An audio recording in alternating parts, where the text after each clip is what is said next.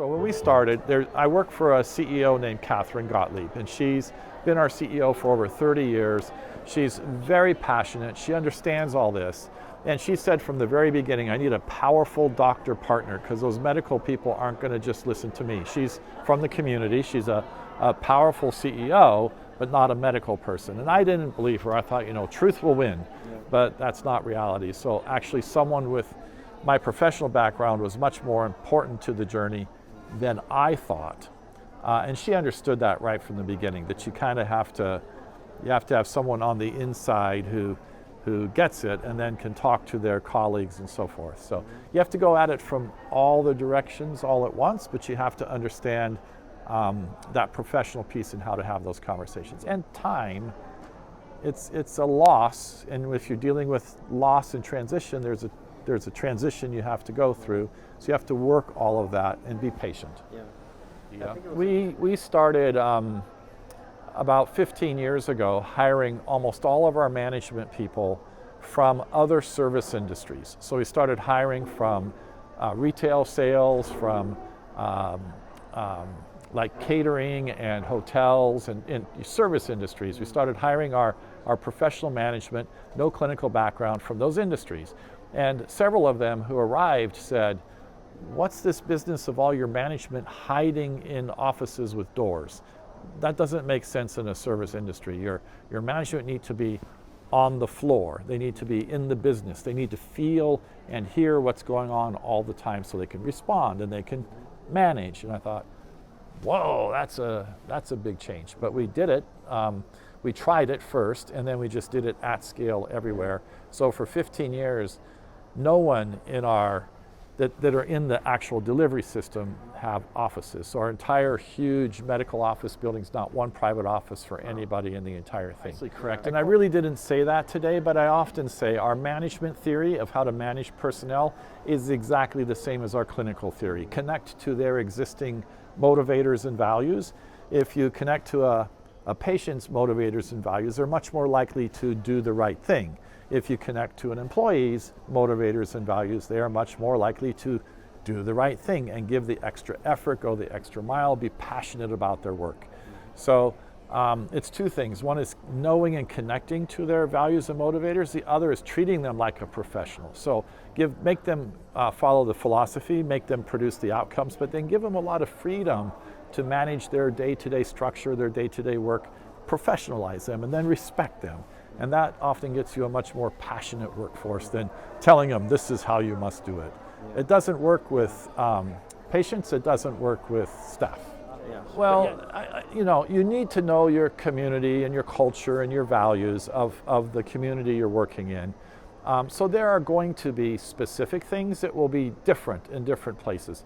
But the principles that we've built this on, they translate anywhere. And because we've done some remarkable improvements, we go literally all over the world speaking. I have been all over the world speaking and interacting with systems, and I find that it's 90% similar with a 10% difference on top. So the fundamental principles are exactly the same. What are the values? What are people's motivators? How do you adapt to them? But then the specifics of what they believe and how they carry it out is going to vary. But the principles of the system apply everywhere. Well, I'm 60. I've been in healthcare for over 30 years, and there have been many of these miracle cures that come along. The electronic health records are supposed to fix everything, and the patient safety movement is supposed to fix everything, and on and on. Everything, there's this new thing, and it's supposed to fix everything. Technology are tools. They assist us in doing what we need to do, but they are not the core business. So yes, digitization and telemedicine are going to help, but only apply it on a system that actually philosophically makes sense. So if it's a purely mechanical industry, like surgery and anesthesia, then automation is going to play a big role because you can standardize, then you can automate. But as soon as you have to adapt to the person and their beliefs and depend on them to do something, mechanical answers are not going to suffice. They can aid and assist, but they're not going to be the main work. We're in a messy human relational business. Coaching, advising, supporting, cheerleading, partnering. That's our main skill set, and a machine can't do that. Now, the human connectivity is extremely important. The power of story is multiple levels. So when we first meet and we don't have a relationship, the longer story, so what's the life history, what's the journey, what's the context, where did the person come from, how did it shape their beliefs and their goals and their values, that's very important. And that's a little longer story. That's sort of the life story, but not to capture all the steps, but to understand the context, the traumas, the values, the belief systems. And then as you go on, once you have a relationship, as you go on, the most important part of story in any moment to build on that platform is the belief system in the moment. So what is it that they believe they are experiencing? What is it they believe is causing it? And what is their hope for what I might be able to do with them about this thing that's causing them frustration or pain or whatever it is that's happening? Because if I just decide I know best, I may be doing a fix that doesn't even address their major concern. And if they have a goal they're trying to achieve, if I can join to that goal, they're much more likely to be satisfied and get a good outcome than if I'm pursuing what I think is the goal and they are pursuing something differently. So this business of stopping and suspending judgment and truly listening, and then also asking open-ended questions about meaning. What is the meaning of this? What are your hopes for this?